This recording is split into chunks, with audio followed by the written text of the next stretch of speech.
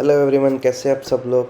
तो उम्मीद है आप सब लोग अच्छे होंगे, बढ़िया होंगे, तंदुरुस्त होंगे। तो आज हम डिस्कस करेंगे लारावेल 11। लारावेल 11 के अंदर क्या क्या जो है मेजर चेंजेस हैं या फिर क्या नए फीचर्स ऐड हुए हैं।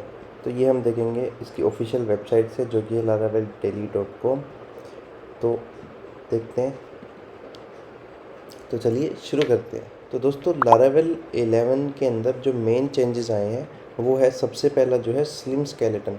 स्लिम स्केलेटन तो इन्होंने जस्ट नाम दे दिया, एक ऐसे ही जो चेंज है उसको हमें जस्ट कंफ्यूज करने के लिए। ये सिंपली क्या है, इन्होंने अपने जो फाइल स्ट्रक्चर है, फाइल एंड फोल्डर स्ट्रक्चर, उसके अंदर थोड़े बहुत चेंजेस किए हैं। ठीक है, जैसे कि यहाँ पे एग्जांपल के लिए यहाँ पे इन्होंने नीचे दिया है, जो ऐप के अंदर पहले आपको कंसोल, एक्सेप्शन और मिडलवेयर, ये तीनों चीज़ें मिलती थी, तो ये अब रिमूव हो चुकी है। अब आपको डायरेक्टरी कुछ ऐसी मिलेगी, यहाँ पे ये देखो, ये सिंपल डायरेक्टरी मिलेगी। और इन तीनों चीज़ों को इन्होंने मूव कर दिया है बूटस्ट्रैप फोल्डर के अंदर, app.php के अंदर। ठीक है, यहाँ पे आप अगर app.php देखोगे तो यहाँ पे विद राउटिंग फंक्शन के अंदर इन्होंने सभी जो है डिफाइन कर दिया है। ये आ गया मिडलवेयर, ये आएंगी एक्सेप्शंस, और ये आ गए जो कंसोल वाले हैं, console.php उसके। ठीक है, तो कंसोल, एक्सेप्शन और मिडलवेयर, तीनों चीज़ें यहाँ पे आ गई। अब बढ़ते हैं नेक्स्ट वाले पे। नेक्स्ट वाले में ये कह रहे हैं कि हमने कुछ जो कन्फिग फाइल है ना वो भी रिमूव कर दिया है। कन्फिग फाइल जैसे कि अभी क्या, जो लारावेल 10 के अंदर हमें ना कन्फिग फोल्डर था एक, उसके अंदर ये फाइल्स मिलती थी, broadcasting, CORS, hashing, sanctum view. तो ये सब भी इन्होंने जो है रिमूव कर दिया। ये ऐसे कह रहे हैं कि भाई इनमें से कुछ जो फाइल्स है वो तो अब क्या है, जो फ्रेमवर्क है वो अपने आप हैंडल कर रहा है ऑटोमेटिकली बैकएंड पे। ठीक है, और कुछ को हम रजिस्टर कर सकते हैं PHP आर्टिजन कन्फिग पब्लिश करके। अगर आपको मैनुअली भी अब जो मतलब दोबारा से ये फोल्डर्स चाहिए तो जस्ट एक कमांड रन करो और वो आ जाएंगे। तो ये कोई हार्ड एंड फास्ट रूल नहीं कि आप नहीं बना सकते। ठीक है, अब उसी में हम दोबारा आते हैं, जो राउट्स फोल्डर है, थर्ड पॉइंट उन्होंने बोला API and broadcasting installed optionally. Routes folder के अंदर आपने API.php फाइल देखी होगी। ठीक है, तो API.php फाइल इन्होंने हटा दी है। ठीक है, बट वो क्या ऑप्शनल है, वो एक ऑप्शनल चेंज है। अगर आपको दोबारा से चाहिए तो जस्ट एक कमांड चलाओ, PHP आर्टिजन इंस्टॉल API, और ये जो है उसको दोबारा से API.php क्रिएट कर देगा। और सैंक्टम जो है वो पहले बाई डिफ़ॉल्ट इंस्टॉल्ड होता था, तो वो अब इन्होंने रिमूव कर दिया। जैसे ही आप इस कमांड को चलाओगे वो इंस्टॉल हो जाएगा API के साथ, जो कि हमें API रिलेटेड फीचर जो प्रोवाइड करता था सैंक्टम, जो लारावेल का एक पैकेज था।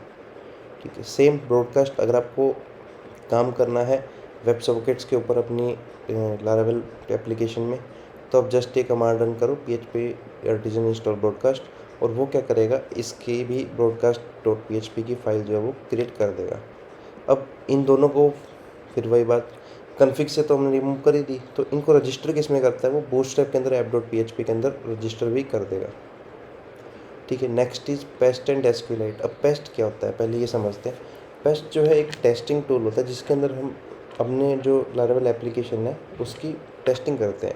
इसके अंदर हम टेस्ट केसेस बना देते हैं और उस एनवायरनमेंट के अकॉर्डिंग जो है टेस्ट होता है। तो ये ऐसे कह रहे हैं कि भाई जो टेलर है जिसने लारावेल बनाई थी, उसने क्या किया था, एक वोट की थी किसके ऊपर, ट्विटर के ऊपर, जो कि अब एक्स है। ठीक है, उस पर एक पोल क्रिएट किया था, तो मेजोरिटी ने जो पेस्ट जो है वो पेस्ट को प्रेफरेंस दी थी, इसलिए पेस्ट फ्रेमवर्क इसने ऐड कर दिया इसके अंदर टेस्टिंग पर्पस के लिए। ठीक है, अब आते हैं डेटाबेस के ऊपर। तो डेटाबेस के लिए ये SQLite यूज़ कर रहे हैं। ठीक है, सिंपली जो पहले था इसमें कोई मेजर चेंज नहीं है, बस एक वो होगा कि भाई एक स्पेसिफिक वर्जन सपोर्ट होगा।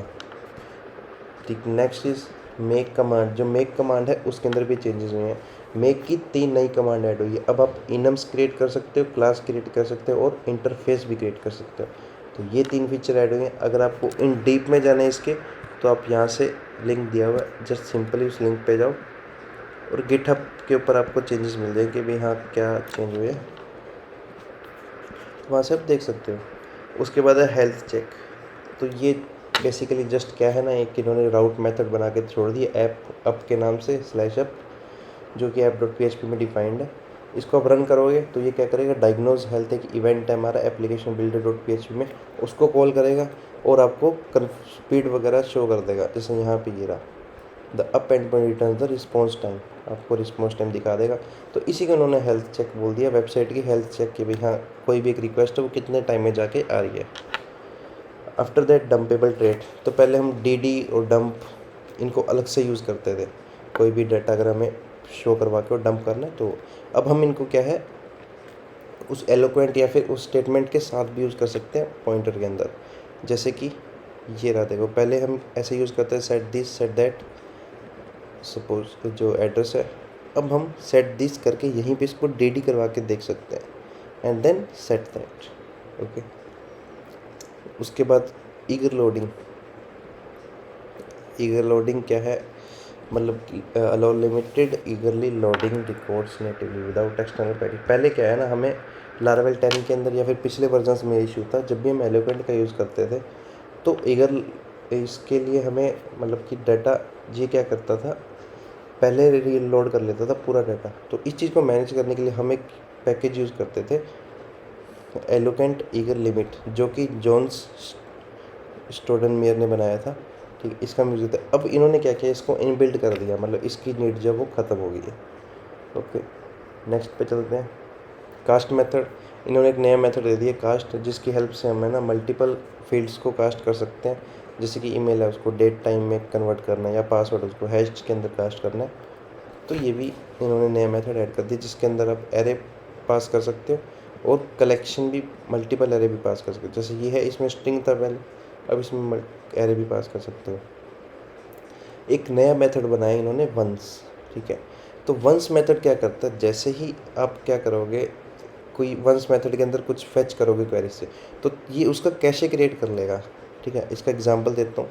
जैसे सपोज़ यहाँ पे एक यूज़र मॉडल है, यूज़र मॉडल के अंदर स्टैट्स जो हमने एक मेथड बनाया जो कुछ भी XYZ क्वेरीज रन करके डाटा दे रहा है। तो मैंने यहाँ पे क्या किया, यूज़र एक इंस्टेंस बनाया, दो इंस्टेंस हमारे पास user A and user B.